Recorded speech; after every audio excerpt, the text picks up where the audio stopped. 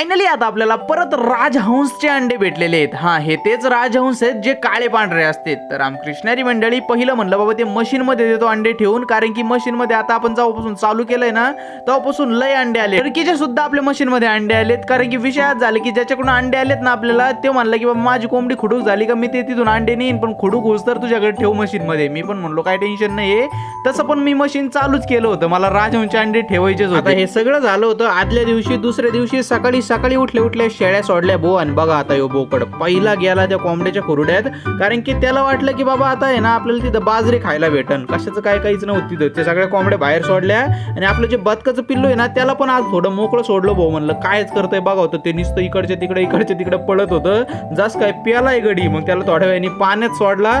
पाण्यात तर इतक्या आनंदाने पोहत होता का विषयच नाही करायचा. आता तुमच्यापैकी लई जणांचे प्रश्न असतील की बाबा आपले राजहंस कधी अंडे देतील लवकर, कारण की त्यांना खाद्य पण आता चालू केलंय आपण. आता म्हणलं चला भाऊ, जे टर्कीचे अंडे आहेत ना ते कोंबडी खाली ठेवलेच होते, त्याने 8 दिवस झाले, त्याची कॅन्डलिंग करून बघू किती अंड्यात पिल्लं निघलेत किती नाही. मग त्याची कॅन्डलिंग केली, अर्ध्याच्या वर अंडे फेलच होते. म्हणलं आता काय करावं काय नाही, म्हणलं जाऊन देते काही का असा ना, शेळ्या सोडून घेतो पहिलं. मग शेळ्या सोडल्या. आज बाबा पण आले होते शेळ्या चरायला, तिकडून मस्तपैकी 2-1 तास शेळ्या आदळून आणल्या. घरी आल्या पहिला राजहंसचा हाऊस धुतला भाऊ.